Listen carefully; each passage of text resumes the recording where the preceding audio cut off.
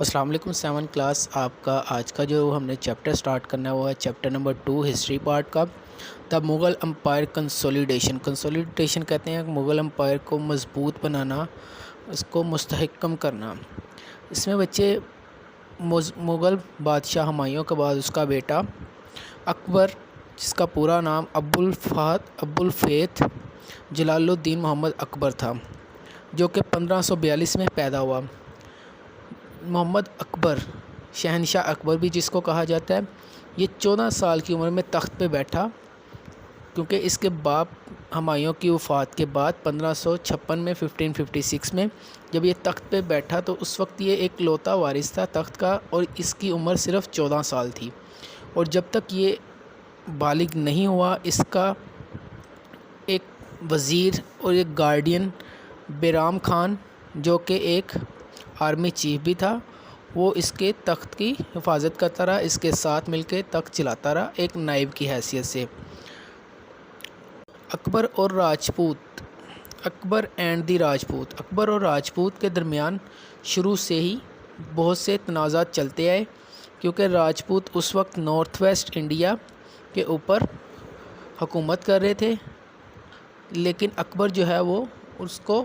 حاصل کر کے اس کے اوپر بھی حکومت کرنا چاہتا تھا، اور راجپوت اور اکبر کے درمیان ایک بڑی جنگ جس کو بیٹل آف ہلدی گیٹ بھی کہا جاتا ہے، جو کہ 1576 میں ہوئی۔ اس جنگ میں راجپوتوں کو شکست ہوئی اور اکبر نے وہ علاقہ فتح کیا۔ اس کے بعد چتور کے علاقے پہ بھی راجپوت کو شکست ہوئی اور وہ ایریا بھی اکبر کے انڈر آ گیا۔ تو ان ساری شکستوں کے بعد راجپوت مہاراجا نے فیصلہ کیا، مہاراجا جو راجپوت تھے انہوں نے فیصلہ کیا کہ وہ اکبر کو سرنڈر کر کے اس کے پرچم تلے حکومت چلائیں۔ اکبر جو تھا مذہبی لحاظ سے اگر دیکھا جائے، بات کی جائے، جو ہمیں چیپٹر میں بتایا گیا وہ یہ بتایا گیا کہ اکبر نام تو اس کا مسلم تھا، آباء و اجداد بھی اس کے مسلم تھے، لیکن اس نے جو ریلیجین جو مذہب متعارف کروایا اس میں ہندوازم اور مسلم فیتھ دونوں کو مکس کر کے ایک ملی جلی اس نے عقیدہ نکالا۔ اس کی ایک مثال یہ بھی تھی کہ اس نے ایک ہندو مہارانی جودھا بائی کے ساتھ شادی کی، جو کہ ایک مثال اس نے قائم کی کہ ہم یہاں پر دوسرے مذاہب کو بھی رہنے کی آزادی۔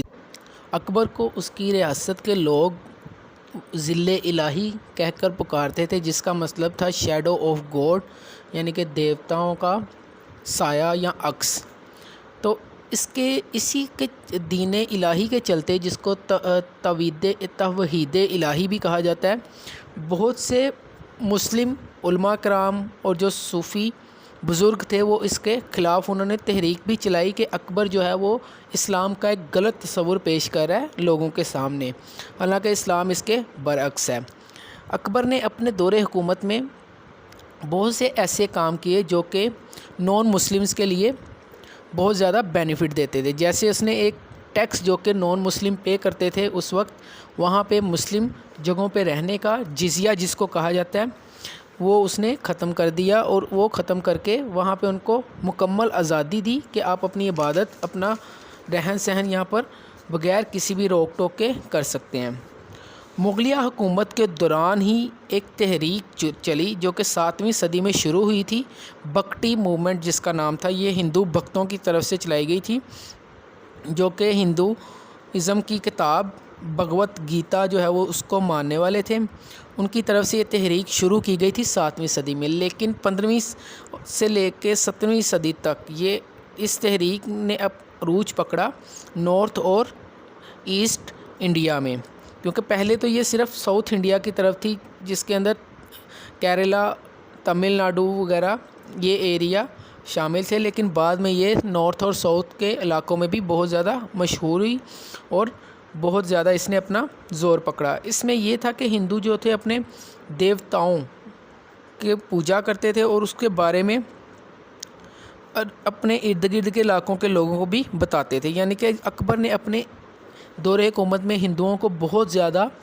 ریلیکسیشن دی کہ وہ اپنی تحریک کو جو ہے وہ بغیر کسی روک ٹوک کے چلا سکتے ہیں۔ یہاں تک کہ اس کو سننے میں آتا ہے کہ اکبر نے اپنے محل میں ایک مندر بھی تعمیر کروایا تھا جو کہ اس کی بیوی جودھا بائی کے کہنے پہ کروایا تھا، کیونکہ وہ ایک ہندو مہارانی تھی اور وہ اپنی عبادت جو ہے وہ اس مندر میں کرتی تھی اپنے محل کے اندر جو اس نے۔ یہ بچے اس چیپٹر کے آپ نے یہ 2 پیجز، پیج نمبر 14 اور 15 اس کی ریڈنگ آپ نے اچھے سے کر لینی ہے۔ اگر اس میں کسی قسم کی کوئی پرابلم ہو، کسی پوائنٹ کی آپ کو، کسی ٹاپک کی آپ کو سمجھ نہ آئی ہو تو آپ نے مجھ سے پوچھ لینا ہے۔ اگر گروپ سیٹنگ چینج ہوئی تو آپ نے پرسنل میسیج کر کے مجھ سے پوچھ لینا ہے۔